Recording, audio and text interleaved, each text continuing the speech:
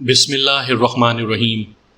سامعین کرام، آپ سن رہی ہیں عمران سیریز کے سلسلے کا ایک اردو ناول عمران کی موت، جس کے مصنف ہیں مظہر کلیم ایم اے، اور یہ اس سلسلے کی قسط نمبر 10 ہے۔ مجھے امید ہے آپ کو میری یہ کاوش پسند آ رہی ہوگی۔ آپ نے اگر ابھی تک میرا چینل کہانی گھر سبسکرائب نہیں کیا تو ابھی میرے چینل کو سبسکرائب کر کے بیل نوٹیفیکیشن آن کر لیجئے، تاکہ آنے والی ہر نئی کہانی کی اطلاع بر وقت آپ تک پہنچ سکے۔ البرٹ نے ایک طویل سانس لیتے ہوئے ہاتھ میں پکڑے ہوئے ایک چھوٹے سے ڈبیا نما آلے کو ایک طرف رکھ دیا۔ وہ انتہائی مہلک اور خوفناک بم تیار کرنے میں کامیاب ہو گیا تھا۔ کوٹھی میں شفٹ ہوتے ہی اس نے بازار سے متعلقہ سامان خریدا اور پھر بغیر کوئی وقت ضائع کیے وہ نئے بم کی تیاری میں مصروف ہو گیا تھا۔ اس بار اس نے کوبرا بم بنانے کا پلان بنایا تھا، جو بنانے میں انتہائی آسان مگر کارکردگی میں انتہائی مہلک اور خوفناک تھا، اور مسلسل کام کر کے وہ 2 گھنٹے کے قلیل عرصے میں اس بم کو مکمل کرنے میں کامیاب ہو گیا تھا۔ یہ بم وائرلیس کنٹرولڈ تھا اور اسے کافی فاصلے سے نہ صرف کنٹرول کیا جا سکتا تھا، بلکہ اس کے ساتھ ساتھ اس بم کو کسی پرندے کی طرح مشین کے ذریعے اڑا کر کافی دور تک پہنچایا بھی جا سکتا تھا۔ یہ اپنے شکار کو بلا شبہ شکار کرتا تھا۔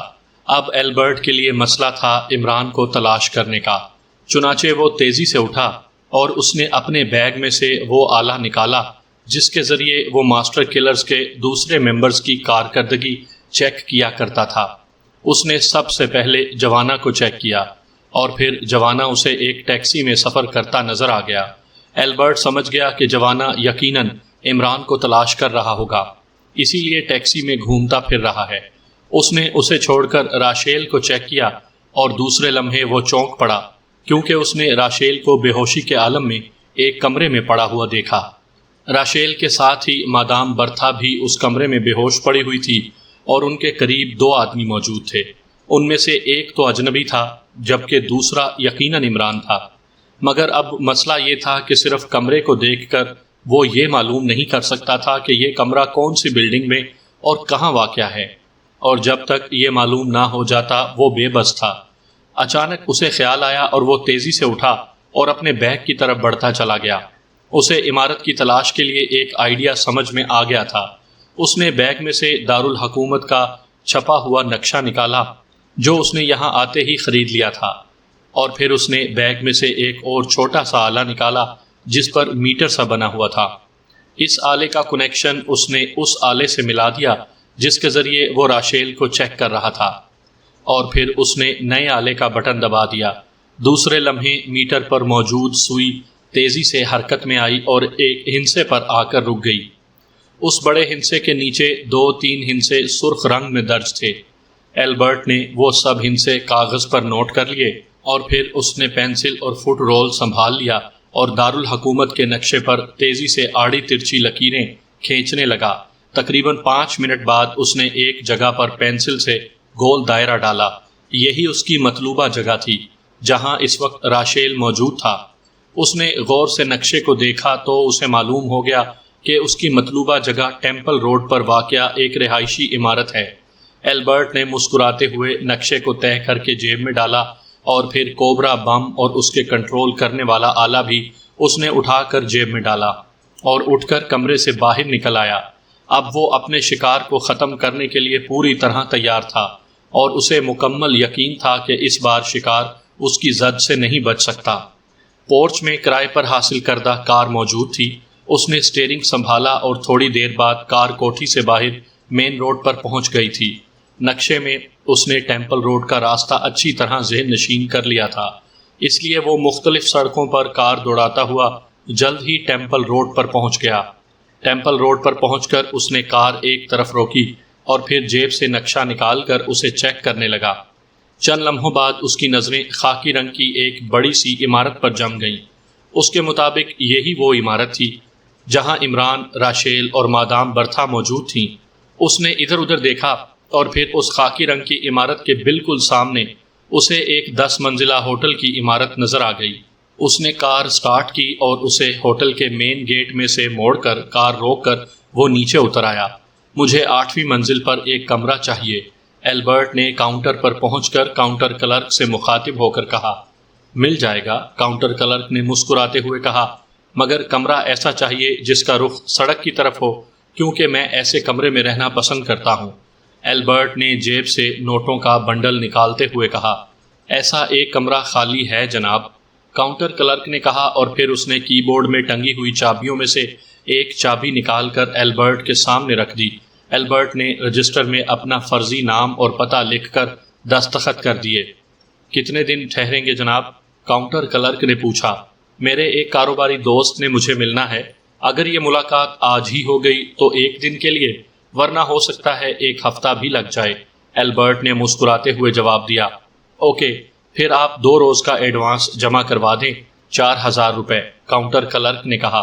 ٹھیک ہے، البرٹ نے سر ہلاتے ہوئے کہا، اور بنڈل میں سے 4 نوٹ نکال کر اس نے کاؤنٹر کلرک کی طرف کھسکا دیے۔ کاؤنٹر کلرک نے رسید کاٹ کر البرٹ کو دی اور ساتھ ہی ایک ویٹر کو بلا کر اسے البرٹ کو کمرہ نمبر 12 8ویں منزل پر لے جانے کو کہا۔ البرٹ نے چابی سنبھالی اور پھر ویٹر کے پیچھے چلتا ہوا وہ لفٹ کے ذریعے 8ویں منزل پر جا پہنچا۔ ویٹر نے کمرہ نمبر 12 کے سامنے اسے لا کھڑا کیا اور البرٹ نے اسے ایک چھوٹا نوٹ انعام میں دیا اور پھر چابی کی مدد سے دروازہ کھول کر کمرے کے اندر داخل ہو گیا۔ کمرے کا دروازہ بند کرتے ہی وہ سیدھا پچھلی کھڑکی کی طرف بڑھا اور اسے یہ دیکھ کر اطمینان ہو گیا کہ خاکی رنگ کی عمارت اس کی کھڑکی کے عین سامنے تھی۔ اس نے ایک نظر نیچے سڑک پر ڈالی۔ سڑک پر ٹریفک خاصا تھا۔ البرٹ نے سوچا کہ اگر اس نے دن کے وقت کوبرا بم کا استعمال کیا تو اس کی آواز لوگوں کو متوجہ کر دے گی، اس لیے رات کو اسے استعمال ہونا چاہیے۔ مگر اب مسئلہ یہ بھی تھا کہ ہو سکتا ہے عمران رات سے پہلے اس عمارت کو چھوڑ دے اور اس طرح اس کی تمام جدوجہد رائے گاں چلی جائے۔ دوسرا مسئلہ یہ بھی تھا کہ راشیل اور مادام برتھا بھی اس عمارت میں موجود تھے۔ ایسا نہ ہو کہ وہ رات ہونے سے پہلے ہی عمران کا خاتمہ کر دیں اور وہ ان سے پیچھے رہ جائے۔ چنانچہ وہ چند لمحے کھڑا سوچتا رہا اور پھر اس نے یہی فیصلہ کیا کہ اسے زیادہ وقت ضائع نہیں کرنا چاہیے اور فوری طور پر جو کارروائی ہو سکتی ہے کر لینی چاہیے۔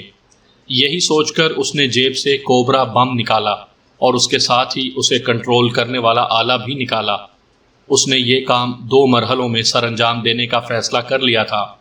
پہلے مرحلے میں وہ کوبرا بم کو اس خاکی رنگ کی عمارت میں پہنچانا چاہتا تھا اور پھر کچھ دیر رک کر اور لوگوں کے رد عمل کو دیکھ کر وہ اسے آگے بڑھانا چاہتا تھا۔ چنانچہ اس نے بم کو کنٹرول کرنے والے آلے کا بٹن دبا دیا۔ آلے میں لگی ہوئی ایک چھوٹی سی سکرین روشن ہو گئی۔ چند لمحے البرٹ اسے سیٹ کرتا رہا اور پھر اس نے اٹھ کر کوبرا بم کو کھڑکی کی چوکھٹ میں رکھا اور کنٹرولر کے پیچھے آ کر بیٹھ گیا، اور پھر اس نے آلے کے سینٹر میں لگا ہوا ایک زرد رنگ کا بٹن دبا دیا۔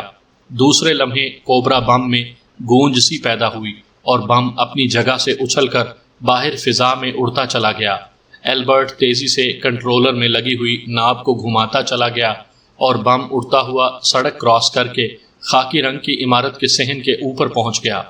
البرٹ نے کنٹرولر کے ذریعے اسے کسی ہیلی کاپٹر کی طرح خاکی رنگ کی عمارت کے صحن میں اتار دیا اور اس کے ساتھ ہی اس نے مشین کا بٹن آف کر دیا اور پھر وہ اٹھ کر تیزی سے کھڑکی کی طرف لپکا۔ وہ اس بم سے نکلنے والی گونج کا رد عمل دیکھنا چاہتا تھا، مگر یہ دیکھ کر اس نے اطمینان کی ایک گہری سانس لی کہ سڑک پر موجود کوئی بھی شخص اس گونج کی طرف متوجہ نہیں ہوا تھا۔ تمام ٹریفک حسب معمول چل رہی تھی۔ البرٹ واپس مڑا اور اس نے وہ آلہ جیب سے نکالا جس کے ذریعے وہ ممبرز کو چیک کرتا تھا، اور اس کے ذریعے اس نے راشیل کو چیک کیا، مگر دوسرے لمحے وہ حیرت سے اچھل پڑا۔ صفدر کے پہنچتے ہی عمران اپنے کمرے میں بے ہوش پڑے ہوئے راشیل کو اٹھوا کر صفدر کی کار میں ہسپتال سے باہر نکل آیا۔ اسے دانش منزل لے جانا ہے، صفدر نے کار میں بیٹھتے ہوئے کہا۔ ارے نہیں بھائی، یہ میرا ذاتی معاملہ ہے، اسے زیرو ہاؤس میں لے چلو۔ اگر دانش منزل میں لے گیا تو وہ نقاب پوش خواہ مخواہ شور مچاتا پھرے گا، عمران نے مسکراتے ہوئے کہا، اور صفدر نے سر ہلاتے ہوئے کار آگے بڑھا دی۔ بے ہوش راشیل کو انہوں نے پچھلی سیٹوں کے درمیان لٹا دیا تھا۔ یہ چکر آخر ہے کیا؟ صفدر نے کار چلاتے ہوئے پوچھا۔ مجھے تو کوئی گھن چکر ہی معلوم ہوتا ہے، فلیٹ سپر فیاض کا تھا، اسے کم بختوں نے اڑا دیا۔ رانا طہور علی صندوقی سے منتیں کر کے رانا ہاؤس ادھار پر لیا ہوا تھا، اب سپر فیاض علیحدہ ڈنڈا لیے میرے پیچھے ہے اور رانا طہور علی کے تیور تو بس دیکھنے ہی والے ہوں گے، عمران نے زبان چلاتے ہوئے کہا۔ اور اب میرے خیال میں زیرو ہاؤس کا نمبر آئے گا، صفدر نے کہا۔ تمہیں ایک بات بتاؤں، کسی کو بتاؤ گے تو نہیں؟ اچانک عمران نے بڑے رازدارانہ لہجے میں سرگوشی کرتے ہوئے کہا۔ قسم لے لیں عمران صاحب، صفدر نے ہنستے ہوئے کہا۔ نکالو، عمران نے بڑے سنجیدہ لہجے میں کہا۔ کیا نکالوں؟ صفدر نے حیران ہوتے ہوئے کہا۔ وہ قسم جو مجھے دے رہے ہو، عمران نے جواب دیا۔ او، میرا مطلب تھا کہ میں قسم کھانے کو تیار ہوں، صفدر نے بے اختیار ہنستے ہوئے کہا۔ ٹھیک ہے، اب مہنگائی کے اس دور میں یہی ایک چیز کھانے کے لیے رہ گئی ہے جو آسانی سے دستیاب ہو سکتی ہے، عمران نے سر ہلاتے ہوئے کہا۔ وہ آپ کوئی خاص بات بتا رہے تھے، صفدر نے اسے موضوع پر لاتے ہوئے کہا۔ ارے ہاں، میں بتا رہا تھا کہ زیرو ہاؤس ہر معاملے میں زیرو ہے، وہاں جو چیز بھی پہنچ جائے وہ زیرو ہو جاتی ہے، عمران نے جواب دیا۔ میں سمجھا نہیں، صفدر نے حیران ہوتے ہوئے کہا۔ ارے بھائی، تم علامہ الدوہر کے شاگرد بن جاؤ، تب تمہیں سمجھ آئے گی۔ اصل مسئلہ تو زیرو ہے، چاہے بلیک زیرو ہو یا وائٹ زیرو یا زیرو ہاؤس، بس وہاں پہنچتے ہی سب کچھ غائب ہو جاتا ہے، صرف زیرو باقی رہ جاتا ہے، عمران نے زیرو کی گردان کرتے ہوئے کہا۔ اور پھر اس سے پہلے کہ صفدر کچھ پوچھتا، کار زیرو ہاؤس کے سامنے پہنچ گئی۔ صفدر نے کار پھاٹک کے سامنے روک دی اور عمران کار سے نیچے اتر کر پھاٹک کی طرف بڑھ گیا۔ پھاٹک پر ایک بڑا سا تالا لٹک رہا تھا، عمران نے تالے کو مٹھی میں پکڑ کر نہ جانے اس کی کون سی جگہ دبائی کہ وہ کھٹک سے خود بخود کھل گیا اور عمران نے پھاٹک کو دھکیل کر کھول دیا۔ صفدر کار اندر لیتا چلا گیا، عمران نے پھاٹک بند کر دیا، اس کے ساتھ ہی اس نے پھاٹک کے دائیں طرف جالیوں کے اندر چھپا ہوا ایک چھوٹا سا بٹن دبا دیا اور پھر مسکراتا ہوا پورچ کی طرف بڑھتا چلا گیا جہاں صفدر کار روک چکا تھا۔ اسے اٹھا کر لے آؤ، عمران نے کہا اور خود تیز تیز قدم اٹھاتا عمارت کے اندر داخل ہو گیا۔ صفدر نے پچھلی سیٹ کے پائیدان میں بے ہوش پڑے ہوئے راشیل کو کھینچا اور اسے اٹھا کر کاندھے پر ڈال لیا اور پھر وہ عمران کے پیچھے چلتا ہوا مختلف کمروں سے گزر کر ایک کمرے میں پہنچ گیا۔ اسے یہاں بیڈ پر لٹا دو، عمران نے کہا اور صفدر نے راشیل کو بیڈ پر پٹخ دیا۔ عمران نے بیڈ کے نیچے ہاتھ بڑھا کر ایک بٹن دبایا تو بیڈ کے ایک کنارے سے لوہے کی سلاخیں جو کمان کی طرح مڑی ہوئی تھیں تیزی سے نکل کر دوسرے کنارے میں غائب ہو گئیں۔ اب راشیل اس بیڈ پر لوہے کی مضبوط سلاخوں کے درمیان بند گیا۔ یہ سلاخیں اس کے جسم کے بالکل ساتھ ساتھ تھیں اور اس طرح جب تک یہ سلاخیں غائب نہ ہو جاتی راشیل کے لیے آسانی سے حرکت کرنا بھی ممکن نہ رہا تھا۔ اب میرا خیال ہے اسے ہوش میں لایا جائے، عمران نے کہا اور پھر وہ کمرے میں موجود ایک الماری کی طرف بڑھا۔ ابھی اس نے پہلا قدم ہی اٹھایا تھا کہ کمرے میں ہلکی سی گونج پیدا ہوئی اور اس کے ساتھ ہی دیوار پر ایک چھوٹی سی سکرین خود بخود روشن ہو گئی۔ عمران تیزی سے مڑا اور جیسے ہی اس کی نظر سکرین پر پڑی وہ بے اختیار مسکرا دیا۔ سکرین پر ایک لہیم شہیم عورت عقبی پھاٹک پر چڑھ کر کوٹھی کے اندر کودتی ہوئی نظر آئی۔ یہ کون ہے؟ صفدر نے حیرت بھرے لہجے میں پوچھا۔ یہ بھی میرے خیر خواہوں میں شامل ہے، عمران نے مسکراتے ہوئے کہا۔ اس کی نظریں سکرین پر جمی ہوئی تھیں۔ وہ عورت پھاٹک سے اتر کر تیزی سے عمارت کی عقبی سمت بڑھتی چلی آ رہی تھی اور پھر وہ عقبی برآمدے میں پہنچ گئی۔ کیا خیال ہے اسے ٹریپ کیا جائے؟ صفدر نے پوچھا۔ ارے صفدر، توبہ توبہ، عورت کو ٹریپ کرو گے؟ بھائی مجھے تو شرم آتی ہے، کہیں ڈیڈی کو پتہ چل گیا تو؟ مگر صفدر اس کی بات سنے بغیر تیزی سے باہر نکل گیا۔ عمران کی نظریں بدستور سکرین پر جمی ہوئی تھیں۔ وہ اس عورت کو دیکھتے ہی پہچان گیا تھا کہ وہ مادام برتھا ہے اور پھر جیسے ہی مادام برتھا نے برآمدے میں داخل ہو کر دروازہ کھولا، صفدر نے جو پہلے ہی وہاں پہنچ چکا تھا مادام کے سینے پر ریوالور کی نال رکھ دی۔ عمران کے چہرے پر ہلکی سی مسکراہٹ دوڑ گئی کیونکہ وہ مادام برتھا کی فطرت کو اچھی طرح سمجھتا تھا کہ وہ آسانی سے مار کھانے والوں میں سے نہیں، اور پھر وہی ہوا۔ مادام برتھا کی ایک ٹانگ بجلی کی سی تیزی سے حرکت میں آئی اور صفدر کے ہاتھ سے ریوالور نکلتا چلا گیا، اور پھر عمران نے مادام کا ہاتھ جیب میں رینگتے دیکھا اور وہ بے تحاشا دروازے کی طرف دوڑا کیونکہ وہ جانتا تھا کہ اب مادام زہریلی سوئی کا وار صفدر پر کرے گی، اور اگر صفدر ذرا سا بھی سست رہا تو اس کی موت یقینی ہے۔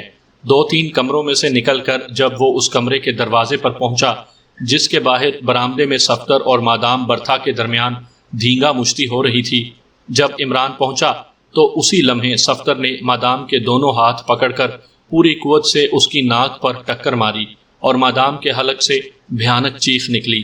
اس کی ناک سے خون فوارے کی طرح نکلنے لگا اور وہ بے ہوش ہو کر زمین پر گرتی چلی گئی۔ خوب، اب عورتوں سے دھینگا مشتی شروع کر دی، عمران نے بڑے مطمئن انداز میں کہا۔ یہ عورت ہے، خدا کی پناہ، میرے تصور میں بھی نہ تھا کہ یہ بھاری بھرکم ہونے کے باوجود اس قدر پھرتیلی بھی ہو سکتی ہے۔ صفدر نے طویل سانس لیتے ہوئے کہا، یہ مادام برتھا ہے، ایکریمیا کے دارالحکومت ناراک کے ایک نائٹ کلب کی مالکہ، اور پورے ناراک کے غنڈے اس کے نام سے کانپتے ہیں۔ عمران نے مسکراتے ہوئے کہا، سچے ہیں وہ غنڈے، اگر مجھے ایک لمحے کی بھی دیر ہو جاتی تو زہریلی سوئی میرے جسم میں ترازو ہو چکی تھی۔ صفدر نے آگے بڑھ کر دیوار کے قریب پڑی ہوئی زہریلی سوئیوں والی ڈبیا اٹھاتے ہوئے کہا، یہ اس کا مخصوص ہتھیار ہے، اسے اٹھا کر کمرے میں لے آؤ۔ عمران نے کہا اور پھر واپس مڑ گیا۔ جب وہ واپس اس کمرے میں پہنچا جہاں راشیل موجود تھا تو صفدر بھی بے ہوش مادام برتھا کو اٹھائے وہاں پہنچ گیا اور اسے راشیل جیسے ایک اور بیڈ پر لٹا دیا۔ عمران نے اس بیڈ کا بٹن دبایا اور مادام برتھا کا جسم بھی سلاخوں میں بندھتا چلا گیا۔ ویسے آپ کا یہ سسٹم بڑا آٹومیٹک ہے۔ صفدر نے دیوار پر موجود سکرین کی طرف دیکھا مگر اب وہاں خالی دیوار تھی۔ ہاں، اسی لیے تو یہاں پہنچ کر سب زیرو ہو جاتے ہیں، عمران نے مسکراتے ہوئے جواب دیا۔ مگر آپ کی عدم موجودگی میں بھی یہ سسٹم کام کرتا رہتا ہے؟ صفدر نے پوچھا۔ ارے نہیں، اس کا کنٹرول سسٹم پھاٹک میں نصب ہے، میں نے پھاٹک بند کرتے وقت اسے آن کر دیا تھا، جاتے وقت اسے آف کر دیتا ہوں، عمران نے مسکراتے ہوئے جواب دیا، اور پھر وہ دوبارہ اس الماری کی طرف بڑھنے لگا جس کی طرف وہ مادام برتھا کے آنے سے پہلے جا رہا تھا۔ اس نے الماری کھولی اور پھر اس کے اندر سے ایک چھوٹا سا آلہ نکال لیا جس کے دونوں اطراف سے 2 تاریں باہر نکلی ہوئی تھیں۔ تاروں کے سروں پر ہیڈ فون جیسے ریسیور بنے ہوئے تھے۔ عمران وہ آلہ اٹھا کر واپس راشیل کی طرف بڑھنے لگا۔ ابھی وہ راشیل کے قریب پہنچا ہی تھا کہ اچانک کمرے میں تیز سیٹی کی آواز گونجی اور اس کے ساتھ ہی دیوار پر ایک سکرین روشن ہو گئی۔ ان دونوں نے چونک کر سکرین کی طرف دیکھا اور پھر دونوں کی آنکھیں حیرت سے پھیلتی چلی گئیں۔ انہیں زیرو ہاؤس کے کشادہ صحن کی فضا میں ایک چھوٹی سی ڈبیا کسی ہیلی کاپٹر کی طرح اڑتی ہوئی نظر آئی اور پھر وہ صحن کے ایک کونے میں بڑے آرام سے اتر گئی۔ اس ڈبیا کے اترنے سے پیدا ہونے والی گونج بھی کمرے میں سنائی دے رہی تھی۔ کوبرا بم! عمران کے منہ سے سرسراہٹ سی نکلی اور اس نے ہاتھ میں پکڑا ہوا آلہ راشیل کے جسم پر رکھ دیا۔ اسی لمحے انہیں سکرین میں نظر آنے والے منظر میں سامنے والے ہوٹل کی 8ویں منزل کی کھڑکی سے ایک چہرہ جھانکتا ہوا نظر آیا۔ اس کی نظریں بڑی تیزی سے زیرو ہاؤس اور سڑک کا جائزہ لے رہی تھیں۔ عمران نے اسے دیکھتے ہی پہچان لیا کہ یہ وہی شخص ہے جسے جوزف چھت سے بے ہوشی کے عالم میں اٹھا لایا تھا اور جس کے پاس بم کنٹرولنگ مشین تھی اور جس کے آن ہوتے ہی رانا ہاؤس تباہ ہو گیا تھا۔ عمران ساری صورتحال ایک لمحے میں سمجھ گیا۔ وہ تیزی سے دوڑتا ہوا کمرے سے باہر نکلا جبکہ صفدر ہونکوں کی طرح منہ اٹھائے ابھی تک کمرے میں کھڑا تھا۔ چند لمحوں بعد عمران واپس کمرے میں داخل ہوا تو اس نے ہاتھ میں وہ ڈبیا پکڑی ہوئی تھی۔ یہ کوبرا بم کیا ہے؟ صفدر نے ڈبیا کو دیکھتے ہوئے پوچھا۔ یہ انتہائی ہولناک بم ہے اور لہروں کے ذریعے اسے کسی خلائی جہاز کی طرح اڑایا اور اتارا جا سکتا ہے۔ تم اسے پکڑو، میں ذرا اس کے ڈرائیور کو پکڑ لاؤں، عمران نے ڈبیا صفدر کے ہاتھ میں دیتے ہوئے کہا۔ مگر صفدر بم کو ہاتھ میں پکڑتے ہوئے جھجکا۔ گھبراؤ نہیں، یہ زیرو ہاؤس ہے، یہاں ہر قسم کی چیز زیرو ہو جاتی ہے۔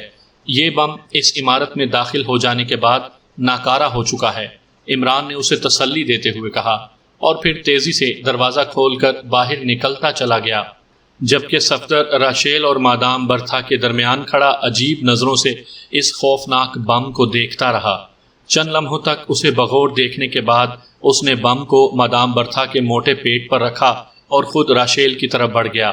اس نے سوچا کہ عمران کے آنے سے پہلے ہی وہ راشیل سے کچھ پوچھ گچھ کر لے کہ آخر یہ سب کیا چکر ہے، تاکہ اپنے طور پر X2 کو رپورٹ دے سکے۔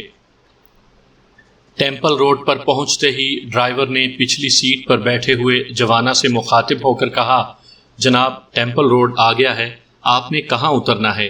ڈرائیور کا لہجہ بے حد مؤدبانہ تھا، شاید وہ جوانا کے جسم اور قد و قامت سے بری طرح خائف ہو چکا تھا۔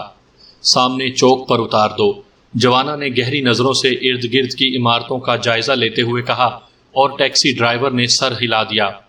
تھوڑی دیر بعد ڈرائیور نے چوک کی ایک سائٹ پر ٹیکسی روک دی اور جوانا نیچے اتر آیا۔ اس نے ایک بڑا سا نوٹ جیب سے نکال کر ٹیکسی ڈرائیور کی گود میں پھینکا اور بے نیازی سے چلتا ہوا آگے بڑھ گیا۔ ٹیکسی ڈرائیور نے بلند آواز میں اس کا شکریہ ادا کیا اور پھر تیزی سے ٹیکسی آگے بڑھا دی۔ جوانا سڑک پر چلتا ہوا سڑک کی دونوں طرف کی عمارتوں کا جائزہ لینے لگا، اور پھر کافی دور اسے ایک خاکی رنگ کی بڑی سی عمارت نظر آ گئی اور جوانا کے چہرے پر اطمینان کے آثار ابھر آئے۔ اب تک وہ ٹائیگر کی طرف سے مشکوک تھا کہ شاید اس نے دھوکہ نہ دیا ہو، مگر خاکی رنگ کی عمارت دیکھنے کے بعد اسے اطمینان ہو گیا کہ ریسٹ روم میں آنے والے نے صحیح معلومات فراہم کی ہیں۔ خاکی رنگ کی عمارت جو زیرو ہاؤس تھی کو دیکھتے ہی جوانا کے قدم تیز ہو گئے، مگر ابھی وہ زیرو ہاؤس سے کچھ دور ہی تھا کہ اس نے عمارت کا پھاٹک کھلتے دیکھا، اور دوسرے لمحے وہ چونک پڑا کیونکہ عمارت سے ایک نوجوان انتہائی تیز رفتاری سے باہر نکلا اور پھر آندھی اور طوفان کی طرح دوڑتا ہوا سڑک کراس کر کے عمارت کے سامنے والا 10 منزلہ ہوٹل کی طرف بڑھتا چلا گیا۔ جوانا نے دیکھتے ہی پہچان لیا کہ زیرو ہاؤس سے نکلنے والا عمران ہے۔ پھر جب تک وہ سڑک کراس کرتا، عمران ہوٹل کے مین گیٹ میں داخل ہو چکا تھا۔ جوانا کو یہ دیکھ کر اور بھی اطمینان ہو گیا کہ اب اسے اپنے شکار سے نپٹنے کے لیے عمارت کے اندر نہیں داخل ہونا پڑے گا۔ چنانچہ اس نے سڑک کراس کی اور پھر تیز تیز قدم اٹھاتا ہوٹل کی طرف بڑھتا چلا گیا۔ ہوٹل کے کمپاؤنڈ میں داخل ہو کر وہ سیدھا مین گیٹ کی طرف بڑھا، اور جب وہ مین گیٹ میں داخل ہوا تو اس کی تیز نظریں حال کا جائزہ لینے لگیں، مگر عمران حال میں کہیں بھی نظر نہیں آ رہا تھا۔ پھر اس کی نظریں لفٹ پر پڑیں۔ وہاں 2 لفٹیں تھیں جو مسلسل مصروف کار تھیں، اور لوگ اس کے ذریعے اوپر کمروں سے آ اور جا رہے تھے، اور جوانا سوچ رہا تھا کہ اب اتنے بڑے ہوٹل میں عمران کو کہاں سے ڈھونڈے۔ چند لمحے وہ دروازے کے سامنے کھڑا سوچتا رہا، پھر اس نے یہی فیصلہ کیا کہ اسے عمران کی واپسی کا انتظار کرنا چاہیے۔ وہ کسی نہ کسی وقت واپس آ ہی جائے گا، اور جب وہ واپس آئے گا تو وہ اسے ہوٹل سے باہر ہی دبوچ لے گا۔ اس بار وہ فیصلہ کر چکا تھا کہ عمران کے سنبھلنے سے پہلے ہی وہ اس پر ٹوٹ پڑے گا، اور چاہے کچھ ہی کیوں نہ ہو جائے، وہ اس کی گردن توڑ کر نہ صرف بقیہ $20 لاکھ کا حقدار بن جائے گا، بلکہ اسے اپنی پچھلی شکست کا بدلہ بھی لے لے گا۔ چنانچہ یہ فیصلہ کر کے وہ گیٹ کے قریب ایک بڑے ستون کی آڑ میں خالی میز پر بیٹھ گیا۔ اس میز پر بیٹھ کر وہ دونوں لفٹوں کے ساتھ ساتھ بیرونی دروازے کو بھی چیک کر سکتا تھا اور عمران کی نظروں سے بھی بچ سکتا تھا۔ میز پر بیٹھتے ہی اس نے ویٹر کو وسکی کی بوتل لانے کا آرڈر دیا، اور چند لمحوں بعد ویٹر نے وسکی کی بوتل، جام اور سائفن سمیت اس کے سامنے رکھ دی۔ مگر جوانا تو خالص وسکی پینے کا عادی تھا، اس لیے اس نے ٹھنڈی بوتل کا ڈھکن کھولا اور پھر اسے یوں منہ سے لگا کر پینے لگا جیسے وہ خالص وسکی کے بجائے کوکا کولا کی بوتل پی رہا ہو۔ حال میں بیٹھے ہوئے دوسرے افراد اسے حیرت اور تعجب سے دیکھ رہے تھے، مگر جوانا کو کسی کی پرواہ نہیں تھی۔ اس نے بوتل اس وقت میز پر رکھی جب اس میں موجود آخری قطرہ تک اس کے حلق میں نہ اتر گیا۔ دوسری بوتل لاؤ اور سنو، جب تک میں نہ روکوں اسی طرح بوتلیں لاتے چلے جاؤ، جوانا نے ویٹر سے تہک مانا لہجے میں کہا، جو قریب ہی کھڑا ہوا تھا، اور ویٹر تیزی سے سر ہلاتا ہوا واپس مڑ گیا۔ جوانا کی تیز نظریں سارے حال کا جائزہ لے رہی تھیں، اور وہ ذہنی طور پر اپنے آپ کو اس بات پر تیار کر رہا تھا کہ اس بار جیسے ہی عمران اسے نظر آئے وہ ایک ہی وار میں اس کی گردن توڑ دے۔ جیسے جیسے وہ عمران کے متعلق سوچتا جا رہا تھا، ویسے ویسے اس کے دماغ میں غصے اور انتقام کی لہریں تیز ہوتی جا رہی تھیں۔ پھر جیسے ہی ویٹر نے دوسری بوتل لا کر رکھی، جوانا نے یوں بوتل کو پکڑا جیسے وہ مٹھی میں بھینچ کر اس کے ٹکڑے کر دے گا، مگر بوتل ابھی اس کے منہ تک نہ پہنچی تھی کہ اچانک تمام حال تاریک ہوتا چلا گیا۔ حال کی بجلی چلی گئی تھی اور جوانا چونک کر اٹھ کھڑا ہوا، اور پھر بوتل چھوڑ کر وہ تیزی سے دروازے کی طرف لپکا، کیونکہ اسے فوری طور پر یہی خیال آیا تھا کہ کہیں عمران اس اندھیرے کا فائدہ اٹھا کر باہر نہ نکل جائے اور وہ ہوٹل میں بیٹھا اس کا انتظار کرتا رہ جائے، مگر ابھی وہ دروازے تک بامشکل پہنچا تھا کہ اس کے قدم لڑکھڑا گئے، اور دوسرے لمحے اسے یوں محسوس ہوا جیسے کسی نے اسے اٹھا کر واپس حال میں پھینک دیا ہو۔ البرٹ نے باہر کا اچھی طرح جائزہ لینے کے بعد جب مشین آن کر کے راشیل کا جائزہ لینے کے لیے روشن ہوتی ہوئی سکرین کی طرف دیکھا تو وہ حیرت سے اچھل پڑا، کیونکہ سکرین میں نظر آنے والے کمرے میں راشیل، مادام برتھا اور عمران کا ساتھی موجود تھے، جبکہ عمران خود غائب تھا۔ اتنی دیر میں عمران کہاں چلا گیا؟